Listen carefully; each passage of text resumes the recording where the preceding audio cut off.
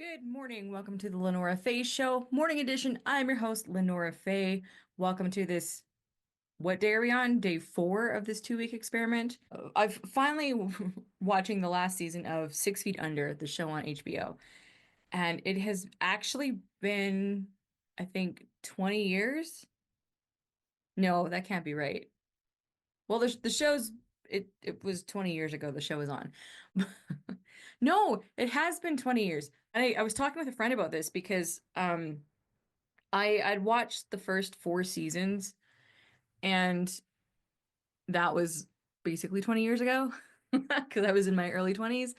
And so the other day I'm like, okay, I'm finally gonna watch season 5. I just felt this urge, and maybe because it's October, I don't know, but I just wanted to watch the final season. I vaguely know what happens because I remember there was an article coming out about the finale of that show, and I just wasn't. I was becoming a nomad at that point, so I wasn't in one particular location and did not end up watching the series or finish the series. So 20 years later, I'm like, you know what? I am making it a mission to watch the final season of 6 Feet Under. 20 years later. And so talking to with a friend the other day, I'm thinking, how did I watch it in the first place? Because I've never had it. I never had HBO, and this was early 2000s, and Wi-Fi really wasn't a thing quite yet. And then I remembered, oh right, I used to rent the DVDs at Blockbuster or whatever video store was in the town, city I was living in. And then I was like, right, Blockbuster. I forgot that's how I watched TV shows. Or there was illegal downloads back in the day. But I would rent the DVDs. So it was a season, I was always seasons behind. So by the time that came out, I was still probably on season 4. So anyway, I've started watching the final season of 6 Feet Under. I feel like I can check that off my bucket list of things to do. I still love that show. Again, it's a, I mean, this is the thing. It's a universal story. I mean, it's a very specific story about a family that runs a funeral home, but I mean, the themes of it. And here, I don't want to complain about this because in this season, everyone's trying to have a baby. And sorry if you guys know what I like. Well, I'm a child free by choice person. Many of you watching that will know that already, but I'm also reaching a new audience now. So, um, those of you that know will understand why I find that annoying, that arc. And I may or may not have voiced that to my friend I was talking with. But anyway, that's not what I want to talk about. It's um the the joys of going to the video store and going, what am I going to watch? What am I going to rent? And now we've got like a bazillion streaming services. And there's still the annoyance because now it's like, well, I don't want all of these streaming services because that's a lot of money, and now we've got nothing to watch, even though we have access to everything. So actually earlier this past summer, along with a friend, we rewatched Sex and the City, the original sh version of the show, and then the spin-off and Just Like That, which I do not like. I do not like. There's something comforting about revisiting shows that you liked back in the day. Now, back in the day means different things for different people. And as I said many times, I grew up in a house that did not have television. So my television journey began around the age of 19, and that was 2002. So, yeah, I've watched a lot of TV since then. And so I don't have anything comforting from like childhood or anything, but 20s, yes, kind of. 6 Feet Under was definitely a show that I really liked. And so it's fun to it doesn't bring back any memories for me or anything. Maybe of my second apartment, which I never knew how to keep clean. Um But yeah, I'm really enjoying. I don't know. There's something I think I'm going through a phase where I just need to finish things, and I think because a lot of things have come to a close project wise, even people wise. There's been a lot of energetic closure for a lot of experiences that I've had in my life, and I don't know if any of you guys follow numerology. It's something that I have studied for probably 20 years, but I don't follow it. I use it as a tool. I don't follow it to the to the number. I was gonna say the letter, but numerology, I follow it to the number. I don't. I use it when I feel I need some extra guidance, but it's not set in stone for me. There's a lot of different things that I use to um help me, like as far as, esoteric stuff, but nothing that I practice every single day. Nothing that I go, I will only do it because this says something or this is my horoscope or whatever. Like, it's none of that.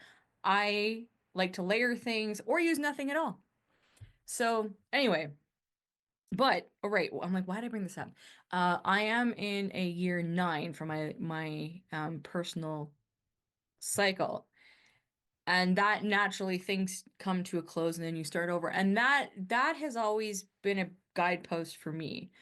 Again, I don't look at it on a daily or monthly basis anymore, but I do stay aware of where I am in the grand scheme of my life.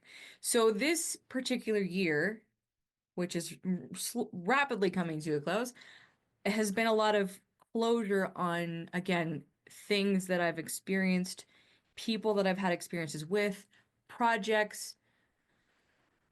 I've had to just let go a lot emotionally and energetically on so many things, and for some reason, that's probably why I'm like, I need to finish this series, and then I can be done with it.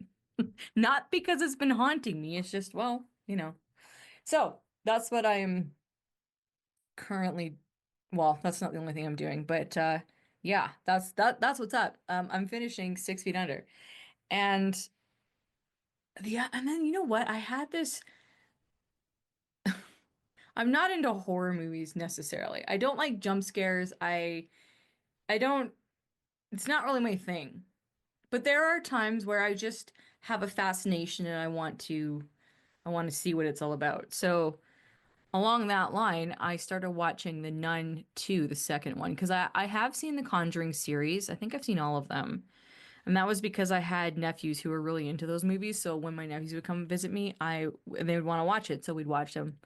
And because of that, I actually enjoyed it. Plus, when the nephews are making silly jokes and it's helping me laugh, so it eases a bit of my tension. But I was by myself and decided to watch The Nun too, and yeah, that was a bit of a challenge. I had to stop a couple times. Not because it's super, super scary, but I was just I'm also in this space of really protecting my energy. So I'm not inviting a lot of uh evil ideas or I don't necessarily believe in evil energy. I don't believe that I'm gonna invite something in if I watch a scary movie. But I'm mindful of keeping my brain, my thoughts focused on the kind of energy I want to put out, which is happy and beautiful and let's make shit happen in a great way. So I am careful of who and what I read and talk is who I speak with and all that sort of thing. Like I just need to protect my energy at this point. But I just felt like I was okay to watch that movie. So I watched it, enjoyed it, didn't love it, but I was curious and curiosity overrides a lot of things for me. So if I'm really curious about what this is about. I was fascinated by the image of the evil nun, Valak, I think the character's name is, from the Conjuring series. And so I'm like, what's behind that? That's what it is. If something creepy or scary fascinates me, like I want to know the story behind that, then I will get over that. I will watch or read something just so I'm aware. Because it's interesting. Like again, I used to really be into true crime when I was young. Like uh preteen to mid-teens, to the point where I was getting sent home with notes, or notes were being sent home with me, let me put it that way, to my parents going, okay, LeNora's book reports are a little bit disturbing. So I don't think I stopped, but as I got older and into an adulthood, I stopped absorbing a lot of true crime because I realized it was affecting me more than I cared to admit. And so For example, I like watching a lot of World War II documentaries and movies about World War II, but I don't retain that information. And I think it's because that's my brain protecting me from like absorbing that energy because that's not that I don't want to be bombarded with that. I like to in my head is a lot of sunshine and rainbows and sugar. Um, because I can uh yeah, it's just the energy field. I think the older I get, the more aware I am of energy and not to talk about energy. Like I'm not a highly sensitive person. I'm really not. But I did that on purpose. I didn't want to be a highly sensitive person. I wanted a shield. And now I've dropped that shield a bit, or maybe a lot more than I want to admit. So on that note, I'm like, okay, I don't want to bring this in. At the same time, like I said, I don't believe like there's evil forces out to get me ever. Um, at the same time, I can still say, you know what? I don't feel like watching this or talking about it or reading about it until I feel like I'm already in a place of peace where I can read the facts, I can read the story, I can watch it and not bring it onto myself. So I watched The Nun too. And I'm still watching Six Feet Under and what other happy shows am I watching? I don't, oh, you know what? I just started oh no, I finished it. It was easy to binge. It was only like 10 episodes and I think it was half an hour each. Now what's the show called? I forget. I forget. It's new. It's with Kristen Bell. I never watch anything with Kristen Bell in it, but I know who she is. And Adam Brody from the OC. What's it called? Sorry, I'm gonna do this and then I'll be right back. We'll figure this out. Oh, right. It's called Nobody Wants This. It's really, really cute. Oh, well, it was beyond cute. It was actually a surprisingly actually romantic comedy. Like it was romantic and funny, which is really rare. So I saw it, but I wasn't, I mean, I saw that it was available to watch, but I was not necessarily drawn to it initially. And then again, it's one of those things, when you see something, whether it's a book or a TV show or a movie or a podcast episode, or someone tells you to watch this thing and you're like, yeah, yeah, yeah, I'll watch it, sure. Or nah, not interested. And then out of nowhere, you just are in the mood and there it is. And it becomes the greatest thing you've experienced in a month. That was that show. But it all just kind of lined up because I had no interest in I didn't honestly I didn't know what it was about. Here's the thing though, I've been drawn to things that are about podcasts. So a month ago, so at the time right now it's October. So the beginning of September, like the first day of September, September the 1st, I was up, I was watching Scandal. It was a Sunday morning. It was minding my own business. I had my mind was empty. I'm like, I had spent a month distancing myself to something I had spent the last 6 years on. And out of nowhere, I was like, start a podcast. Call it the LeNora Face Show. Well, that came like 3 hours later, the title, but it was like, you're gonna do this. This is just a start. And I had it up in 24 hours. And then a show that has been around for a bit that I had paid no attention to called Only Murders in the Building with Selena Gomez and uh I see that Martin Short and Steve Martin uh on is it on Disney? In Canada, we have different streaming services. We don't have I mean, we don't have Hulu, but shows show up on different streaming services for us here than the US. So, anyway, I had access to that app and I was like, I just felt like watching Only Murders in the Building. I've heard of the show, but I didn't even know it was about a podcast. I knew nothing about it.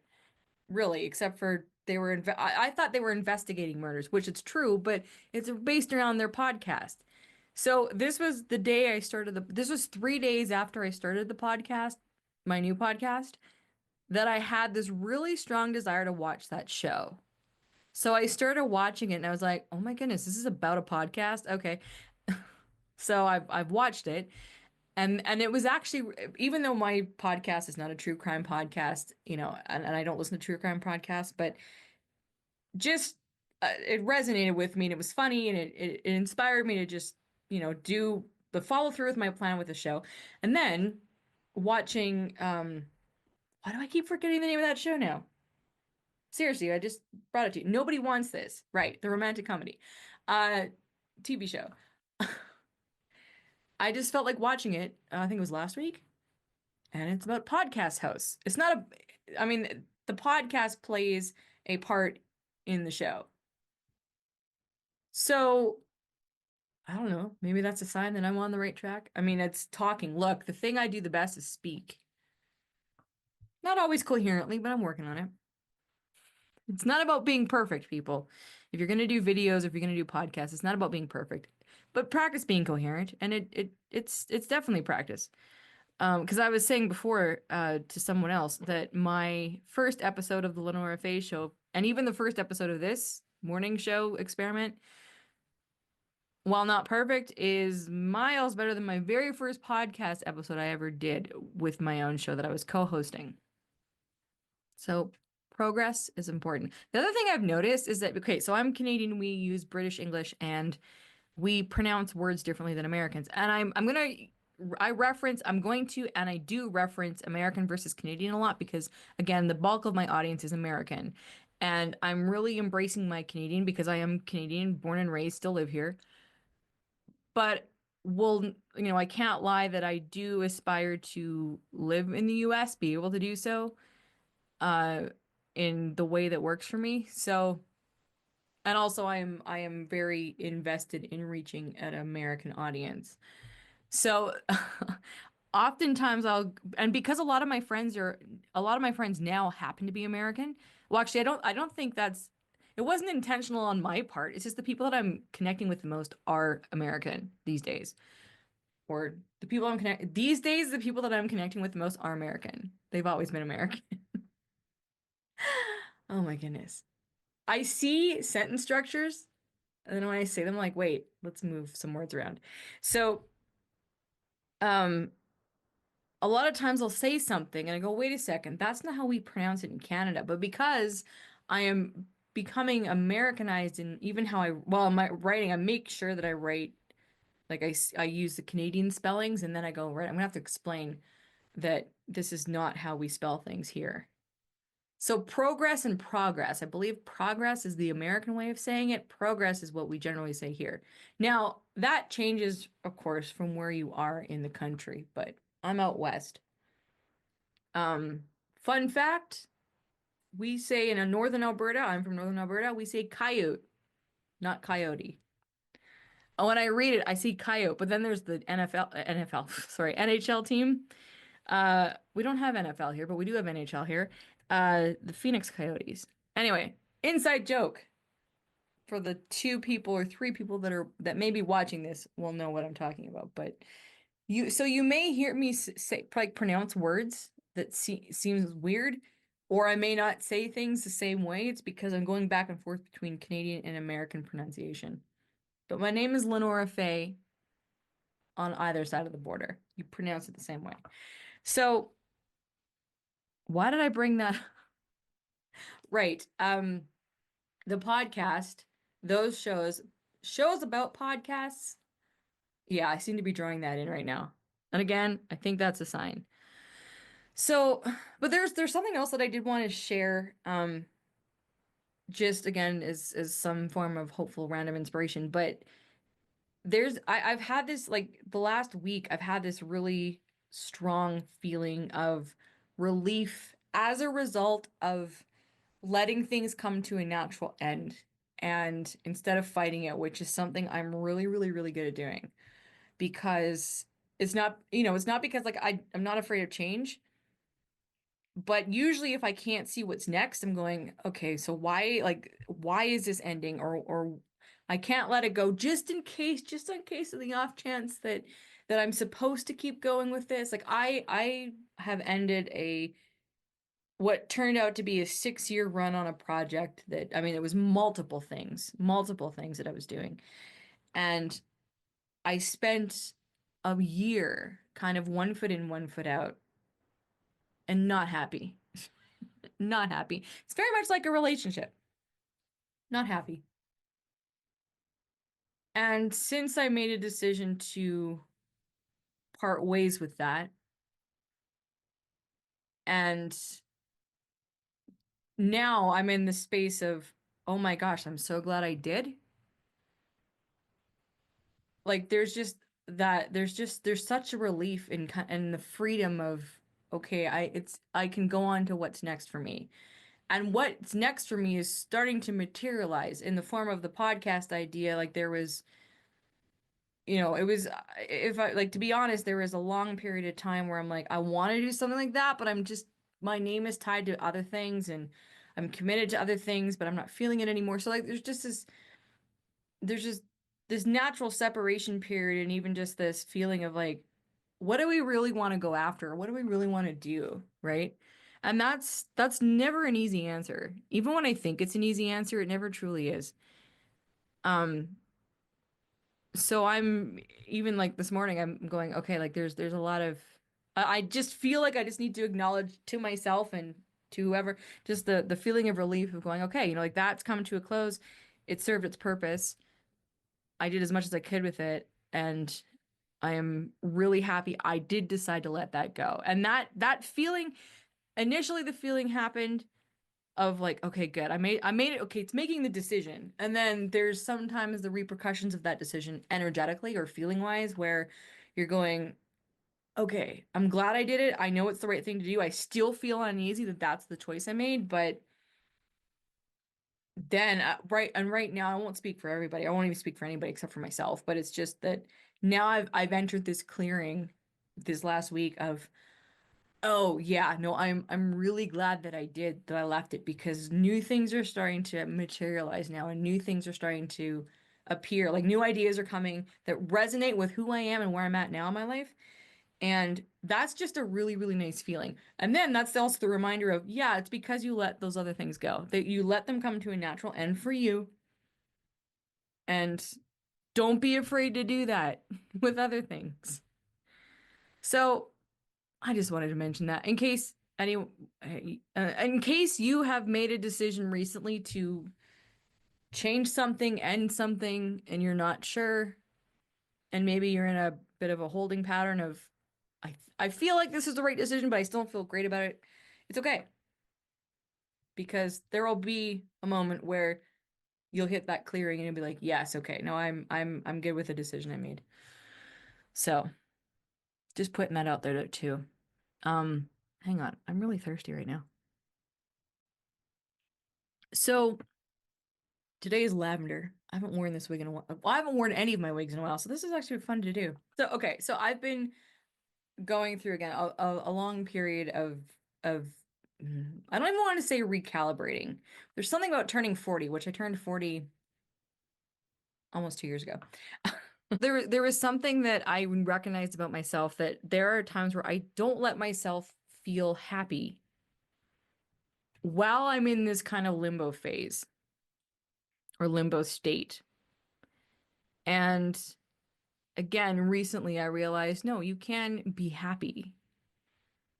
Or like feel happy, I should say. Be happy, feel happy while things are shifting around you. And it's amazing, like I share this whether you can resonate with this or not. I'm sharing it because it definitely comes up at one point or another. Generally after, a certain age. You start to feel safe enough to just look at who you are, who you're becoming, who you want to be, and recognizing that, oh, you know what? I tend to do this. And then that's where you become a little more compassionate about yourself and with yourself. And that's not always easy, but it's a constant work in progress. Progress. See, I'm going American with progress right now. I don't know. I'm on the fence with all this stuff.